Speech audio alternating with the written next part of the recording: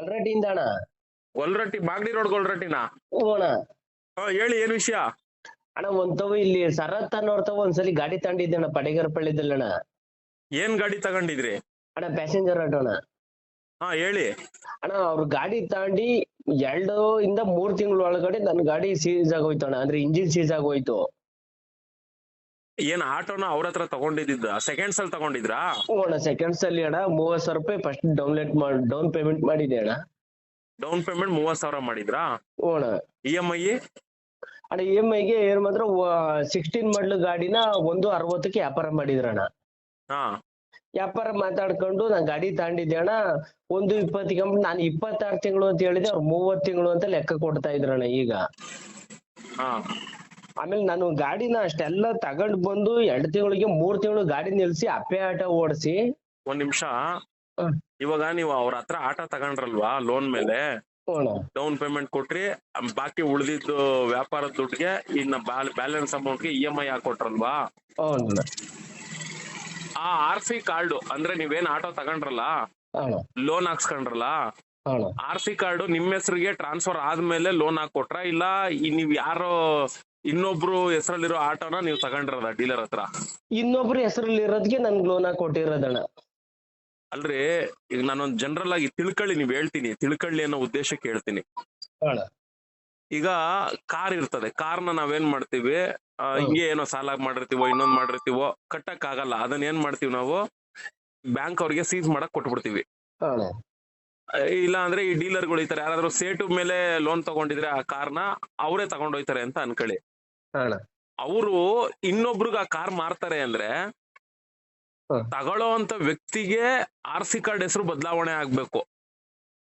RC card ಹೆಸರು ಬದಲಾವಣೆ ಆಗಿ, ಓ ಇವನು ಈ ಗಾಡಿಯ RC ಮಾಲೀಕ, ಇವನ್ಗೆ ಈ ಗಾಡಿ ಮೇಲೆ ನಾನು ಇಷ್ಟೊಂದು ಲೋನ್ ಹಾಕಿ ಕೊಡ್ತಿದೀನಿ ಅಂತ ಲೋನ್ ನ ಕಾಣಿಸ್ಬೇಕು, ಅದ್ರ ಮೇಲೆ HP ಎಂಟ್ರಿ ಆಗ್ಬೇಕು RC ಇದ್ರ ಮೇಲೆ. ನಿಮ್ ಆಟೋದಲ್ಲಿ ಏನ್ ದುರ್ದೈವ ಗೊತ್ತಾ, ನಿಮ್ಮಂತವ್ರ ಜೀವನದಲ್ಲಿ ಉದ್ಧಾರ ಆಗಲ್ಲ ಅನ್ನೋದಕ್ಕೆ ಉದಾಹರಣೆ ಇದೆ. ಯಾಕೆ ಅಂದ್ರೆ, ಇಲ್ಲ ಸುಮ್ನೆ ನನ್ಗೆ ಏನಾಯ್ತು ಅಂದ್ರೆ ಅಣ್ಣ, ಯಾರೋ ಒಬ್ರು ಬ್ರೋಕರ್ ಒಬ್ಬ ಹುಡ್ಗ ಕರ್ಕೊಂಡು ಹೋದ ಅಣ್ಣ. ಇಲ್ಲಿ ಹೇಳ್ತೀನಿ ಕೇಳ್ರಿ, ಯಾರೋ ಬ್ರೋಕರ್ ಅಣ್ಣ ನನ್ ಜೊತೆಲೇ ಇದ್ನೋ, ಬೆಳಗಾದ್ರೆ ಇಬ್ರು ಜೊತೆಲೇ ಇರಿವೋ, ಅವನೇ ಕರ್ಕೊಂಡು ಹೋದವನು, ಇವೆಲ್ಲ ಕತೆ ಬೇಡ ನನ್ಗೆ. ನೀವ್ ಎಲ್ಲಿವರೆಗೂ ಈ ತರ ವ್ಯವಹಾರ ಜ್ಞಾನ ತಿಳ್ಕೊಳ್ದೆ ಮಕ್ಕರ ಆಯ್ತಾ ಇರ್ತೀರಾ, ಅಲ್ಲಿವರೆಗೂ ನಿಮ್ ಜೀವನದಲ್ಲಿ ನೀವು ಉದ್ಧಾರನೆ ಆಗಲ್ಲ. ಹೋಗ್ಬಿಟ್ಟಿದೀನಿ ನಾನು ಪೂರ್ತಿಯಾಗಿ. ಹೇಳ್ತೀನಿ ಕೇಳ್ರಿ, ಇವಾಗ ನೀವೇನ್ ಡೌನ್ ಪೇಮೆಂಟ್ ಅಮೌಂಟ್ ಕೊಟ್ಟಿದ್ರಿ, ಇವಾಗ ನೀವೇನ್ EMI ಕಟ್ಟಕ್ ಆಗಿಲ್ದೆ ಆಟೋನ ಕಿತ್ಕೊಂಡ್ಬಿಟ್ರು, ಇವತ್ತು ನೀವು ಅವನ್ನ ಏನೂ ಮಾಡಕ್ ಆಗಲ್ಲ. ಯಾಕೆ ಅಂದ್ರೆ ಆ ಡಾಕ್ಯುಮೆಂಟ್, ಆ ಗಾಡಿ ರಿಲೇಟೆಡ್ ಏನೂ ಕೂಡ ನಿಮ್ದು ಅನ್ನೋದಕ್ಕೆ ಹೇಳ್ಕೊಳಕ್ ಒಂದು ಪ್ರೂಫ್ ಇಲ್ಲ ನಿಮ್ ಹತ್ರ. ಇಲ್ಲ ಇನ್ಸೂರೆನ್ಸ್ ನನ್ನ ಹೆಸರಿಗೆ ಮಾಡ್ಕೊಟ್ಟವ್ರಣ್ಣ. ಅರೆ ಹೆಂಗ್ ಬೇಕಾದ್ರೆ ಚೇಂಜ್ ಮಾಡ್ಬೋದ್ರಿ ಇನ್ಶೂರೆನ್ಸ್ ನ. ಮೈನು ಯಾವ್ದೇ ಆಗ್ಲಿ ಗಾಡಿಗೆ RC ಕಾರ್ಡ್ ಅಂತ ಏನಿರುತ್ತೆ ಅದ್ರಲ್ಲಿ ನಿಮ್ ಹೆಸರು ಇರ್ಬೇಕಷ್ಟೇ. ಅದೇನು ನಾನು ಮಾಡಿಸ್ಕೊಂಡಿಲ್ಲ ಅಣ್ಣ. ಅದೇ ನಿಮ್ಗಳು ಗೊತ್ತಿಲ್ಲ, ಅವ್ರುಗಳು ಈ ಆಟೋ ಮಾಫಿಯಾ ಅಂತ ನಡೆಸ್ಕೊಂಡು ನಿಮ್ಗೆ ಅಂತಲ್ಲ, ಹಿಂಗೆ ಆಟೋಗಳನ್ನ ಏನು ಲೋನ್ ಮೇಲೆ ಹಾಕೊಡ್ತಾರೆ ಸೇಟುಗಳ ಹತ್ರ, ಈ ರೀತಿಲಿ ತಗೊಂಡೋಗಿರೋ ಎಷ್ಟೋ ಆಟೋಗಳು EMI ಕಟ್ಟಕ್ ಆಗಿಲ್ದೆ ಇರೋ ಅಂತವ್ರನ್ನ, ಹುಡುಗರುಗಳನ್ನ ಬಿಟ್ಟು ಗಾಡಿಗಳನ್ನ ಕಿತ್ಕೊಂಡ್ಬಂದು ಅದೇ ಆಗಿರೋದಣ್ಣ.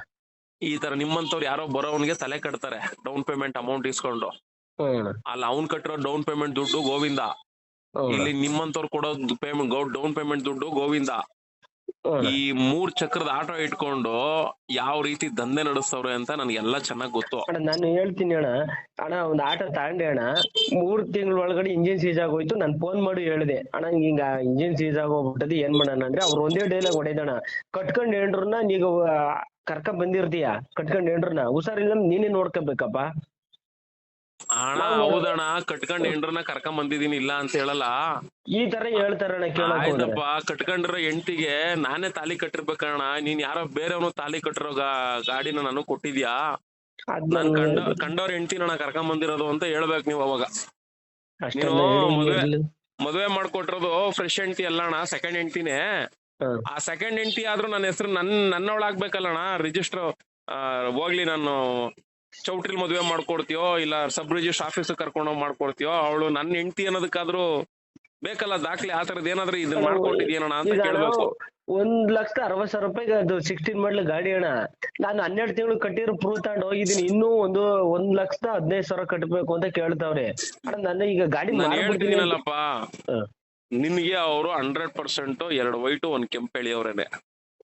ನಿಮ್ಮಂತವ್ರು ನೀವ್ ಯಾಕೆ ಜೀವನದಲ್ಲಿ ಉದ್ಧಾರ ಆಗಲ್ಲ, ನೀವ್ ಯಾಕೆ ಎಷ್ಟು ದುಡಿದ್ರು ಕೂಡ ಇನ್ನು ಇದೇ ಲೆವೆಲ್ ಅಲ್ಲಿ ಇನ್ನೂ ಕೆಳಗಡೆ ಲೆವೆಲ್ ಹೋಯ್ತಾ ಇರ್ತೀರಾ ಅಂದ್ರೆ ವ್ಯವಹಾರದ ಜ್ಞಾನ ನಿಮ್ಗಳಿಗೆ ಇಲ್ಲ. ಅವ್ರುಗಳು ಯಾಕೆ ಚೆನ್ನಾಗಿ ಬೆಳಿತಾ ಇರ್ತಾರೆ ಅಂದ್ರೆ ಈ ರೀತಿ ಈ ಮಾಫಿಯಾ ದಂಧೆ ಒಳಗಡೆ ನಿಮ್ಮಂತವ್ರನ್ನೆಲ್ಲ ಬಲಿ ಹೊಡಿತಾ ಇರ್ತಾರೆ.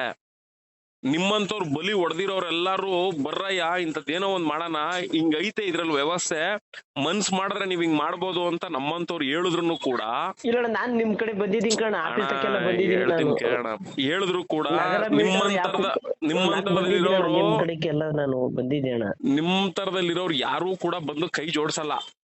ಈಗ ನೋಡೋ ನಿನ್ ಸಮಸ್ಯೆ ಹೇಳ್ತಿದ್ಯಾ, ನಿಮ್ ಈ ತರ ಸಮಸ್ಯೆಗಳ ಬಗ್ಗೆ ನನ್ನ ಯೂಟ್ಯೂಬ್ ನಲ್ಲಿ ಸೋಷಿಯಲ್ ಮೀಡಿಯಾಗಳಲ್ಲೆಲ್ಲ ಎಷ್ಟೋ ಆಡಿಯೋ ಕ್ಲಿಪ್ಗಳನ್ನ ಹಾಕಿದೀನಿ, ಎಷ್ಟೋ ಲೈವ್ ಗಳಲ್ಲೂ ಕೂಡ ಮಾತಾಡಿದೀನಿ. ಅದನ್ನೂ ಕೇಳಿರ್ತೀರಾ, ಅದನ್ನೂ ನೋಡಿರ್ತೀರಾ. ಮತ್ತೆ ಹೋಗಿ ಹಿಂಗ್ ಗುಂಡಿಗೆ ಬಿದ್ಬಿಟ್ಟು ನನಗೆ ಹಿಂಗ್ ಆಗೈತಣ ಅಂದ್ರೆ ನಾವ್ ಏನ್ ಮಾಡ್ಬೋದು? ಈಗ ಏನ್ ಮಾಡೋದು ಅನ್ನೋದೇ ಗೊತ್ತಾಯ್ತಿಲ್ಲ. ನೆನ್ನೆ ಒಬ್ಬ ಫೋನ್ ಮಾಡವನೆ, ಕಾರ್ ತಗೊಂಡ್ಬಿಟ್ಟವನೆ. ಅವನು ಕಾರ್ ತಗೊಂಡ್ ಹೋದ್ಮೇಲೆ ಅದೇನೋ ಡಾಕ್ಯುಮೆಂಟ್ ಅಲ್ಲಿ FC ಆಗೋದಕ್ಕೆ ಸ್ವಲ್ಪ ಸಮಸ್ಯೆ ಆಗೈತೆ. ಅವನಿಗೆ ಕಾರ್ ಇಷ್ಟ ಇಲ್ಲ, ಬೇಡ ವಾಪಸ್ ಕೊಟ್ಬಿಡ್ಬೇಕು ಅಂತ. ಅವ್ನ್ ಡೀಲರ್ ಮಾರಿರೋನು 25,000 ಇಡ್ಕೊಂಡೆ ನನ್ ಕೊಡೋದು ಅಂತ. ಸೆಕೆಂಡ್ಸ್ ಅಲ್ಲಿ ಗಾಡಿ ಹೇಳ್ತೀನಿ ಕೇಳ್ರಿ, ಸೆಕೆಂಡ್ಸ್ ಅಲ್ಲಿ ಗಾಡಿ ಹೆಂಗ್ ತಗೊಂಬೇಕು, ಗಾಡಿ ತಗೊಂಡ್ರೆ ನಾವ್ ಯಾರ ಹತ್ರ ತಗೊಳ್ಬೇಕು, ಈ ತರದ್ ಯಾವ್ದೂ ಕೂಡ ನಿಮ್ಗಳಿಗೆ ವ್ಯವಹಾರ ಜ್ಞಾನನೇ ಇಲ್ಲ. ಗೊತ್ತಿಲ್ಲದೆ ಇರೋದ್ರಿಂದ ನೀವುಗಳು ಏನ್ ದುಡಿದ್ರು ಕೂಡ ಅಚ್ಚಿಟ್ಟು ಬಚ್ಚಿಟ್ಟು ಕೂಡಿಟ್ಟು ಎತ್ತಿಕ್ಕಿರ್ತೀರಾ. ಇದನ್ನ ಒಂದ್ ಒಳ್ಳೇದಕ್ ಬಳಸ್ಕೊಂಡು ನಾವ್ ಇದರಿಂದ ಬೆಳೆಯೋಣ ಅಂತ ಇಕ್ಕಿರ್ತೀರಾ. ಅದನ್ನ ಏನ್ ಮಾಡ್ತೀರಾ, ಈ ಮಾಫಿಯಾ ಬಂದು ಗಾಡಿ ತಂಡಿತಣ ನಾವು ಸಾಲಕ್ಕೆ ನೋಡ್ರಿ, ಪ್ರತಿಯೊಬ್ರು ಕೂಡ ಅಷ್ಟೇ ರೀ, ಕಾರ್ಗಳು ಗಾಡಿಗಳು ಯಾವ್ದೇ 2 ವೀಲರ್ ತಗೊಂಡ್ರು ಲೋನ್ ಹಾಕ್ಸ್ಕೊಂತಾರೆ. ಯಾಕೆ ಅಂದ್ರೆ ಒಂದೇ ಸರಿ ಯಾರು ಕಟ್ಟಲ್ಲ, ತಿಂಗಳ ಇಷ್ಟಿಷ್ಟು ಕಟ್ಕೊಂಡ್ ಹೋಗೋಣ ಅಂತ. ನೀವು ಅದೇ ತರದಲ್ಲೇ ತಗೊಂಡಿರ್ಬೋದು, ಆದ್ರೆ ನಿಮ್ಗೆ ವ್ಯವಹಾರ ಜ್ಞಾನ ಗೊತ್ತಿಲ್ಲದೆ ಇರೋ ರೀತಿಲಿ ತಗೊಂಡು ಯಾಮಾರ್ ಹೋಗಿದ್ದೀರಾ. ಯಾಮಾರ್ ಬಿಟ್ಟಿದ್ದೀನಿ ಇವತ್ತು ಅಣ್ಣ.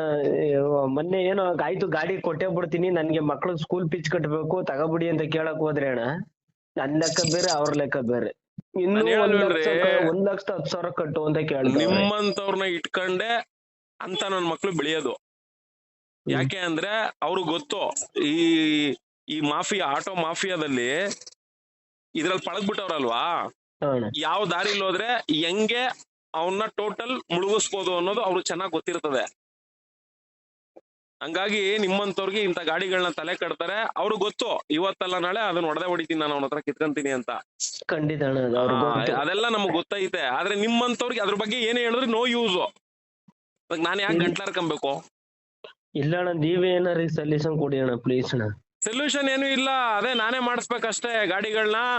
ಫಸ್ಟ್ ಆಫ್ ಆಲ್ ಗಾಡಿನ ಯಾರ ಹತ್ರ ತಗೊಳ್ಬೇಕು ಅನ್ನೋದೇ ನಿಮ್ಗಳು ಗೊತ್ತಿಲ್ಲ ಅಣ್ಣ. ಗೊತ್ತಿಲ್ಲದೆ ತಪ್ಪು ಮಾಡ್ಕೊಬಿಟ್ಟು ದುಡುಕ್ಬಿಟ್ಟಿದ್ದೀವಿ. ಇವಾಗ ನಾವುಗಳು ಅದನ್ನೆಲ್ಲ ಈಗ ಮಾಡ್ಬೇಕು. ನಾನ್ ಇವಾಗ ಡೀಲಿಂಗ್ ಕೈ ಹಾಕ್ಬೇಕು. ಆಟೋ ಡೀಲಿಂಗು, ಕಾರ್ ಡೀಲಿಂಗ್ ಮಾಡ್ಕೊಂಡು ಕಾರ್ನ ಹೆಂಗ್ ಸೇಲ್ ಮಾಡ್ಬೇಕು, ಆಟೋ ಹೆಂಗ್ ಸೇಲ್ ಮಾಡ್ಬೇಕು, ಕಾರ್ನ ನೀವ್ ಯಾವ ತರ ತಗೊಳ್ಬೇಕು, ಹೇಳ್ತೀನಿ ಕೇಳಿ. ಕಾರ್ನ ನೀವ್ ಹೆಂಗ್ ತಗೊಳ್ಬೇಕು, ಆಟೋನ ನೀವ್ ಹೆಂಗ್ ತಗೊಳ್ಬೇಕು ಅಂತ ನಾನು ಒಂದೊಂದೇ ಗಾಡಿಗಳನ್ನ ಮಾರಿ ವಿಡಿಯೋ ಮಾಡಿ ಹಾಕಿದ್ರೆ ನೋಡಪ್ಪ ಒಂದಷ್ಟು ಜನ ಬದ್ಲಾಗ್ಬೋದು. ಇಲ್ಲ ಅಂದ್ರೆ ನಿಮ್ ವ್ಯವಸ್ಥೆ ಬದಲಾವಣೆ ಮಾಡಕ್ ಯಾವನಿಂದನೂ ಸಾಧ್ಯ ಇಲ್ಲ. ಇಲ್ಲ ಇದಕ್ಕೆ ಏನಾದ್ರು ಸೊಲ್ಯೂಷನ್ ಕೊಡಿ. ಸೊಲ್ಯೂಷನ್ ಇಷ್ಟೇ ಬ್ರದರ್, ನಿನ್ನಂತವ್ರು ಎಷ್ಟೋ ಜನ ಅವ್ರೆ, ಇವ್ರೆಲ್ಲ ಮೋಸ ಹೋಗದ ತರ ಇರ್ಬೇಕು ಅಂದ್ರೆ ನಾನೇ ಡೀಲಿಂಗ್ ಇಳಿಬೇಕು.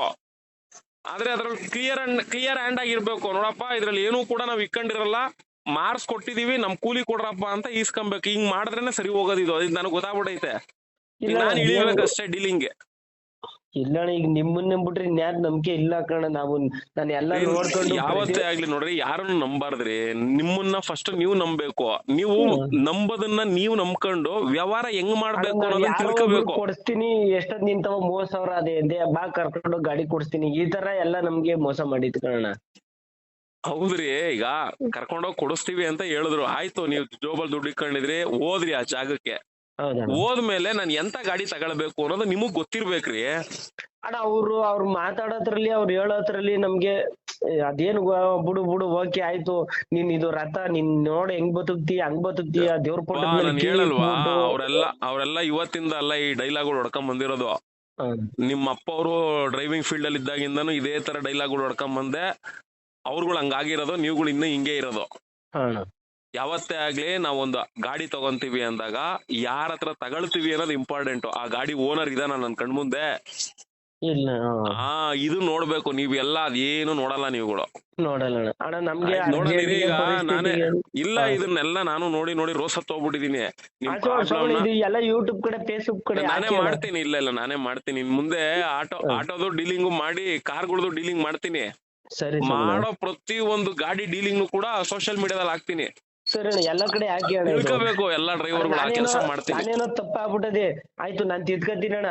ಬೇರೆಯವ್ರಿಗೂ ನನ್ನಿಂದ ಇನ್ನೊಬ್ರಿಗೂ ಬೇಜಾರಾಗದ್ ಬೇಡ ಅಂತ ಆಫೀಸ್ ಕಡೆ ಹೋಗ್ಬಿಟ್ಟು ಅಂತದವ್ ಗಾಡಿ ತಗೊಂಡಿ ಅಣ್ಣ. ನಾ ಮಾಡ್ಬೇಕು, ನಂಗೆ ಅರ್ಥ ಆಗೈತೆ. ಇದೇನ್ ಗೊತ್ತಾ ಬ್ರದರ್, ಇದು ಡೀಲಿಂಗ್ ಮಾಫಿಯಾ. ಹೇಳ್ಬಿಡ್ತೀನಿ ಕೇಳ್ರಿ. ಗಾಡಿನ ಮಾರುವಂತ ಒಬ್ಬ ವ್ಯಕ್ತಿ, ಈಗ ಉದಾಹರಣೆಗೆ ನಾನೇ ಡೀಲರ್ ಅಂತ ಅನ್ಕೊಳ್ಳಿ. ನಾನು ಏನನ್ನ ಆಸೆ ಪಡ್ಬೇಕು ಗೊತ್ತಾ?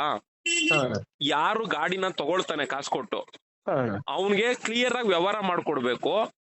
ಅವನು ಕ್ಲಿಯರ್ ಆಗಿ ವ್ಯವಹಾರ ಮಾಡ್ಕೊಂಡ್ಮೇಲೆ ಅವನಿಂದ ಇಷ್ಟ ಪರ್ಸೆಂಟೇಜ್, ಈಗ ಉದಾಹರಣೆಗೆ ಈಗ ಒಂದ್ ಗಾಡಿ ಮಾರ್ದು ಅಂದ್ರೆ ನಂಗೆ ಒಂದ್ 2,000 3,000 ನಂಗೆ ಕೂಲಿ ಕೊಡಪ್ಪ. ಈ ತರ ಮಾಡ್ಬಿಟ್ಟು ಅವನ್ಗೂ ಒಳ್ಳೇದಾಗ್ಬೇಕು, ಇವನ್ಗೂ ಒಳ್ಳೇದಾಗ್ಬೇಕು. ಆ ತರದಲ್ಲಿ ಮಾಡ್ಕೊಟ್ಬಿಟ್ರೆ ಇದು ಪ್ರಾಬ್ಲಮೇ ಬರಲ್ಲ. ಇಲ್ಲ ನಾನು ಅಂತಲ್ಲ, ಯಾರಾದ್ರೂ ಅಷ್ಟೇ. ಖಂಡಿತ ಇಲ್ಲಿ ಏನ್ ಮಾಡ್ತಾರ ಗೊತ್ತಾ, ಎಲ್ಲಾ ಸೆಟ್ಟಿಂಗ್ಗಳು. ಈ ತರ ಸೆಟ್ಟಿಂಗ್ ವ್ಯವಹಾರಗಳನ್ನ ಮಾಡ್ಕೊಂಡು ನಿನ್ನ ಮನೆ ಹೆಂಗಾದ್ರೂ ಹಾಳಾಗೋದ್ರು ಪರವಾಗಿಲ್ಲ, ನಿನ್ ಮನೆ ಹಾಳು ಮಾಡಾದ್ರೂ ಸರಿ, ನಾನ್ ಚೆನ್ನಾಗಿರ್ಬೇಕು ಅನ್ನೋ ಒಂದ್ ಮನಸ್ಥಿತಿಲಿ ಈ ಡೀಲಿಂಗ್ ಮಾಫಿಯಾ ಇರೋವಂಥದ್ದು ಅಣ್ಣ. ಅದ್ರಿಂದನೇ ಅವ್ರ ಸ್ಟೇಟಸ್ ನೋಡ್ಬಿಟ್ರೆ ಏನ್ ಬರ್ತದೆ ಅಣ್ಣ ಸೋಮಣ್ಣ ಅಂದ್ರೆ, ನೋ ಆರ್ಗ್ಯುಮೆಂಟ್ ಓನ್ಲಿ ಜಡ್ಜ್ಮೆಂಟ್ ಅದೇ ಸ್ಟೇಟಸ್ಗಳು. ಆದ್ರೆ ಭಗವಂತ ಒಂದ್ ಪನಿಷ್ಮೆಂಟ್ ಕೊಟ್ಟೆ ಕೊಡ್ತಾನೆ ಅಲ್ವೇನಣ್ಣ. ನೋಡಪ್ಪ, ಒಂದ್ ಹೇಳ್ತೀನಿ, ನನಗೆ ಭಗವಂತನ ಬಗ್ಗೆ ನಾನು ಹೇಳ್ಬಿಡ್ತೀನಿ, ಇನ್ನೂ ತಿರ್ಕೊಂಡ್ಬಿಡು ಹೇಳ್ತೀನಿ. ಭಗವಂತ ನಿನ್ಗೆ ಶಾಪನೂ ಕೊಡಲ್ಲ, ವರನೂ ಕೊಡಲ್ಲಮ್ಮ. ನೀವೆಲ್ಲ ತಿಳ್ಕೊಂಡಿರೋ ತಪ್ಪು. ಭಗವಂತ ಶಾಪ ಕೊಟ್ಬಿಡ್ತಾನೆ ಅಂತೀರ. ದೇವ್ರಾಣೆಗೂ ಭಗವಂತ ಶಾಪನೂ ಕೊಡಲ್ಲ, ವರನೂ ಕೊಡಲ್ಲ. ಭಗವಂತ ಅವಕಾಶಗಳನ್ನ ಮಾತ್ರ ಕೊಡ್ತಾನೆ. ಪ್ರತಿಯೊಬ್ಬ ಭಿಕ್ಷುಕನ್ಗೂ ಕೂಡ ಅವಕಾಶ ಕೊಡ್ತಾನೆ. ನಾವು ಆ ಅವಕಾಶನ ಯಾವ ತರ ಬಳಸ್ಕೊಂಡು ಹೋಯ್ತೀವಿ ಅನ್ನೋದ್ರ ಮೇಲೆ ನಮ್ ಜೀವನ ನಿಂತಿರ್ತದೆ. ನಾವು ಅವಕಾಶನ ಮಿಸ್ ಮಾಡ್ಕೊಂಡು ಬಿಡಲೆ ಅದ್ ಅದೆಲ್ಲ ಹಂಗೆ ಹಿಂಗೆ ಅಂತ ನೆಗೆಟಿವ್ ಆಗಿ ಯೋಚನೆ ಮಾಡ್ಕೊಂಡು ನಾನ್ ಸ್ಟೇರಿಂಗ್ ಹಿಡಿದು ಓಡಿಸಿದ್ರೇನೆ ನನ್ ಜೀವನ ಅನ್ನೋ ರೀತಿಲೇ ಏನು ಜೀವನ ಕಟ್ಕೊಂಡು ಹೋಯ್ತಾ ಇರ್ತಾರೆ. ಅದ್ರಲ್ಲೂ ವ್ಯವಹಾರ ಜ್ಞಾನ ಸರಿಯಾಗಿ ತಿಳ್ಕೊಂಡಿಲ್ಲ ಅಂದ್ರೆ ಅವ್ನ ಅದನ್ನು ಕಳ್ಕೊಂಡ್ಬಿಡ್ತಾನೆ. ಭಗವಂತ ಯಾರಿಗೂ ಒಳ್ಳೇದು ಶಾಪನೂ ಕೊಡಲ್ಲ, ವರನೂ ಕೊಡಲ್ಲ. ಅವನ್ ಬುದ್ಧಿವಂತಿಕೆ, ಅವನು ನಾನ್ ಯಾವತ್ ಹುಟ್ಟದೆ, ನನ್ಗೆ ಯಾವತ್ ಬುದ್ಧಿ ಬಂತು, ನಾನ್ ಯಾವತ್ ಸಾಯ್ತೀನಿ, ಈ ಟೈಮ್ ಒಳಗಡೆ ನನ್ ಬುದ್ಧಿವಂತಿಕೆಯಿಂದ ನಾನು ಹೆಂಗ್ ಬದುಕ್ತೀನಿ ಅನ್ನೋದು ಅಷ್ಟೇ ಇಂಪಾರ್ಟೆಂಟು. ನಿನ್ ಟೈಮ್ ಚೆನ್ನಾಗಿತ್ತು ಅಂದ್ರೆ ನೀನ್ ಏನಾದ್ರೂ ಒಂದ್ ವ್ಯವಹಾರದಲ್ಲಿ ಕೈ ಹಾಕಿ ಕೈ ಸುಟ್ಕೊಂಡ್ರು ನೀನ್ ಮುಳುಗೋಯ್ತೀಯ. ನಿನ್ ಟೈಮ್ ಖರಾಬ್ ಆಗಿತ್ತು ಅಂದ್ರೆ ಭಗವಂತ ಕೈ ಹಿಡ್ದ ಅಂದ್ರೆ ನಿನ್ಗಲ್ ಮೋಸ ಆಗ್ತಿದ್ರು ಭಗವಂತ ಇನ್ನೊಂದ್ ರೂಪದಲ್ಲಿ ಎತ್ಕೊಟ್ಬಿಡ್ತಾನೆ. ಖಂಡಿತ ಅದು ಅನುಭವಗಳಾಗ್ಬೇಕು. ಈಗ ನಾವ್ ಮೋಸ ಹೋಗಿರೋರ್ಗೆ ಏನ್ ಹೇಳದಣ್ಣ? ಈಗ ನಾನು ಮೋಸ ಹೋಗಿರೋಂತವ್ರಿಗೆ ಎಲ್ರಿಗೂ ನಾನು ಏನೇನ್ ಹೇಳ್ಬೇಕು ಎಲ್ಲಾ ತರ ನಾನು ಯೂಟ್ಯೂಬ್ ಅಲ್ಲಿ ಫೇಸ್ಬುಕ್ ಅಲ್ಲಿ ಎಲ್ಲ ಹೇಳಿ ರೋಸತ್ ಹೋಗ್ಬಿಟ್ಟಿದೀನಿ. ನನ್ಗೆ ಕೆಲವ್ರು ಹೇಳೋದು, ನನ್ಗೆ ಈ ತರ ಇನ್ಸಿಡೆಂಟ್ ಗಳು ಆಡಿಯೋಗಳೆಲ್ಲ ಹಾಕ್ದಾಗ, ಸೋಮು ಅವ್ರೆ ನಿಮಗ್ ಬಕ್ಕದ್ ಗೊತ್ತಿಲ್ರಿ, ನೀವ್ ಯಾಕ್ರಿ ಅವೆಲ್ಲ ಹೇಳ್ಕೊಡ್ತೀರಾ ಅಂತ ಹೇಳ್ತಾರೆ. ಅವ್ರ ಬಗ್ಗೆ ಎಲ್ಲ ತಲೆ ಕೆಡ್ಸ್ಕೊಬೇಡ್ರಿ. ಹೇಳ್ತೀನಿ. ಇಲ್ಲ ನಾನೀಗ ನೆಕ್ಸ್ಟ್ ನಾನ್ ಡಿಸಿಷನ್ ತಗೊಂಡ್ರದೆ ಅಷ್ಟು. ಈಗ ಒಂದು ಆಟೋ ಮಾಫಿಯಾ ಇದೊಂದು 1-2 ಕಡೆ ಲೆಟರ್ ಕೊಡೋದೈತೆ, ಕೊಡ್ತೀನಿ. ಅಲ್ಲೇನು ಜುಮ್ ಅಂದಿಲ್ಲ ಅಂದ್ರೆ ನೆಕ್ಸ್ಟ್ ನಾನೇ ಇಳಿತೀನಿ. ಒಂದೊಂದ್ ಗಾಡಿ ಹೆಂಗ್ ಸೇಲ್ ಮಾಡ್ತೀನಿ, ಸೇಲ್ ಮಾಡೋನು ಓನರ್ ಇಬ್ರು ಕುಂಡ್ರಸ್ಕೊಂಡು ವಿಡಿಯೋಗಳನ್ನ ಮಾಡಿ ಹಾಕ್ತೀನಿ ಯೂಟ್ಯೂಬ್ ನಲ್ಲಿ, ಫೇಸ್ಬುಕ್ ಅಲ್ಲಿ. ಇಲ್ಲ ಹಂಗೆ ಮಾಡಿ ಹಾಕೋದಿನ್ ಮೇಲೆ ಮಾಡ್ತೀನಿ ನೋಡ್ರಿ. ಇನ್ಮೇಲೆ ಕೊಡ್ತೀನಿ ನನ್ ಮಕ್ಳು ಕೆಲ್ಸಗಳನ್ನ. ಇವ್ರು ಎಲ್ಲಾ ಪಾಪ ಡ್ರೈವರ್ಗಳಿಗೆ ಅದ್ರ ಬಗ್ಗೆ ಗೊತ್ತಿಲ್ಲ, ನಾಲೆಡ್ಜ್ ಇಲ್ಲ. ಲೋನ್ ಕಂಟಿನ್ಯೂಷನ್ ಗಾಡಿಗಳನ್ನ ಮಾರೋದು, 30,000 ಕಾಸದ, ಆಧಾರ್ ಕಾರ್ಡ್ ಅದ, ಪಾನ್ ಕಾರ್ಡ್ ಅದ, 4 ಚೆಕ್ ಅವ ಅಷ್ಟೇ ಹೇಳಕ್ ಹೋಗ್ತಾರೆ ಎಲ್ಲ. ಹೌದು ಅದೆಲ್ಲ ಕೊಡ್ಬೇಕು. ಆದ್ರೆ ನಾವ್ ಯಾವ ಗಾಡಿ ತಗೊಂಬೇಕು, ಯಾರ ಹತ್ರ ತಗೊಂಬೇಕು, ಅದ್ ಹೆಂಗಿರ್ಬೇಕು, ಆ ವ್ಯವಹಾರ ಜ್ಞಾನ ಇಲ್ವಲ್ಲ ನಿಮ್ಗೆ. ನಮ್ಗ್ ಗೊತ್ತಿಲ್ಲ ಅಣ್ಣ ಅದು. ಆಯ್ತು, ತಲೆ ಕೆಡ್ಸ್ಕೊಂಬಿಡಿ. ಇವಾಗ ಮೋಸ ಹೋಗಿದ್ದೀರಾ, ಇವಾಗ ಅವನೇನು ಆಟೋ ಏನ್ ಕೊಡಲ್ಲ ಅಂತನಾ? ಇಲ್ಲ ಆಟೋ ನಂತವೇ ಇದೆ ಅಣ್ಣ. ಈಗ ಗಾಡಿ ಇನ್ನೂ ನಾನ್ ಕೊಟ್ಟಿಲ್ಲ, ಯಾಕೆ ಗಾಡಿ ಕೊಡಕ್ಕೆ ಇವಾಗ ನಿಮ್ ಲೆಕ್ಕ ಜಾಸ್ತಿ ತೋರಿಸ್ತವನೆ. ಹ್ಞೂ ಅಣ್ಣ. ಆಯ್ತಲ್ಲ ಹೋಗ್ಬಿಟ್ಟು ನಾನು ಫೋನ್ ಮಾಡ್ಕೊಡಿ. ಅಣ್ಣ ನಾನು ಒಂದ್ಸರಿ ಅದ್ ಏನಾಯ್ತು ನೀಟಾಗಿ ಆ ಒಯ್ಯನ್ ಮೈಂಡ್ ಅಲ್ಲಿ ಏನೈತೆ ಅನ್ನೋದನ್ನ ತಿಳ್ಕೊಂಡು ನಾನು ಮಾತಾಡ್ತೀನಿ. ಯಾಕೆಂದ್ರೆ ನಿಮ್ ಒಂದ್ ಸೈಡೇ ನಾನು ಕೇಳಕ್ ಆಗಲ್ಲ. ಸರಿ ಅಣ್ಣ ಆಯ್ತು. ಆಯಪ್ಪ ಏನ್ ಹೇಳ್ತಾನೆ ಅಂತ ಎಲ್ಲ ಕೇಳ್ಕೊಂಡ್ ತಿಳ್ಕೊಂತೀನಿ. ಸರಿ ಅಣ್ಣ ಆಯ್ತು. ಅದಾದ್ಮೇಲೆ ನಿಮ್ಗೆ ಏನು ಮಾಹಿತಿ ಕೊಡ್ಬೋದೋ ಕೊಡ್ತೀನಿ, ಇಲ್ಲ ಆತನ ಏನ್ ಮಾತಾಡ್ಬೋದೋ ನಾನು ಮಾತಾಡ್ತೀನಿ. ಆಮೇಲೆ ಇನ್ನೊಂದು, ನೀವೇನ್ ತಗೊಂಡಿದಿರಲ್ಲ ಆಟೋ, ಅದು ಫಸ್ಟ್ ಆಫ್ ಆಲ್ ನಿಮ್ಗೆ ಹೇಳ್ಬಿಡ್ತೀನಿ ನೋಡಿ, RC ಕಾರ್ಡ್ ಯಾವ ತರ ನೋಡಿದೀರಾ ಗಾಡಿದು? RC ಕಾರ್ಡ್ ಆ ಕೊಟ್ಟವ್ರಣ್ಣ ಬೇರೆ ಹೆಸರಲ್ಲದೆ ಅಲ್ವಾ? ಆ ಬೇರೆ ಹೆಸರಲ್ಲಿರೋ ವ್ಯಕ್ತಿ ಒಂದ್ ನಿಮಿಷ ಇರಿ. RC ಕಾರ್ಡ್ ಹೆಸರಲ್ಲಿರೋ ಪರ್ಮಿಟ್ ಇಲ್ಲ. ಇಲ್ಲ ಅಣ್ಣ. ಈ ಇಬ್ರು ವ್ಯಕ್ತಿಗಳನ್ನ ನೀವು ಕಣ್ಣಿಂದ ನೋಡಿದೀರಾ? ಅಣ್ಣ ನಾನ್ ಕೊಟ್ಟಿರೋರ್ ನೋಡಿದೀನಿ, ಓನರ್ ಗಾಡಿ ಓನರ್ನ ನೋಡಿಲ್ಲ ಅಣ್ಣ. ಅಲ್ವಾ? ನಾನ್ ಕೊಟ್ಟಿರೋನಲ್ಲಪ್ಪ, ಡೀಲರ್ ಯಾವನ್ ಬೇಕಾದ್ರೆ ಬತ್ತ, ನಾನು ಬೇಕಾದ್ರೆ ಮಾರ್ಬಿಟ್ಟು ಹೋಯ್ತೀನಿ. ಡೀಲರ್ ನೋಡಿದೀನಿ ಅಣ್ಣ, ಗಾಡಿ ಓನರ್ ಗಾಡಿ ಓನರ್ಗಳು ನೋಡಿದೀರಾ? ಇಲ್ಲ ಅಣ್ಣ ನೋಡಿಲ್ಲ. ಇದೇ ಮೇನ್ ಪ್ರಾಬ್ಲಮ್. ಗಾಡಿ ಯಾವತ್ತೇ ಆಗ್ಲಿ, ಯಾವ್ದೇ ಗಾಡಿ ತಗೊಂಡ್ರು RC ಓನರ್ ಎದುರುಗಡೆ ಇರ್ಬೇಕು. ಇನ್ಸೂರೆನ್ಸ್ ನನ್ನ ಹೆಸರಿಗೆ ಮಾಡ್ಕೊಟ್ಟವ್ರಣ್ಣ. ಮಾಡ್ಬೋದಪ್ಪ, ಅದೇನ್ ದೊಡ್ಡ ವಿಷಯ ಅಲ್ಲ. ಸರಿ ಸೋಮಣ್ಣ ಆಯ್ತಣ್ಣ, ನಾಳೆ ನಾಡ್ದು ಫೋನ್ ಹಾಕ್ತೀನಿ, ಇದೊಂದು ಮಾಡ್ಕೊಡಿ ಅಣ್ಣ. ಆಯ್ತಲ್ಲ, ಹೋಗ್ಬಿಟ್ಟು ನಾನು ಹೋಗ್ಬಿಟ್ಟು ಫೋನ್ ಮಾಡಿ ಅದೇನ್ ಕೇಳ್ತೀನಿ ಫಸ್ಟ್, ನಿಮ್ ಕಥೆಗಳು ಏನು ಅಂತ ಅಯ್ಯಪ್ಪನ ಹತ್ರನು ಕೇಳ್ತೀನಿ, ನಿಮ್ಮ ಹತ್ರನು ಕೇಳ್ತೀನಿ, ನೋಡೋಣ ಹೇಳ್ತೀನಿ. ಸರಿ ಸೋಮಣ್ಣ ಆಯ್ತು. ಆಯ್ತು.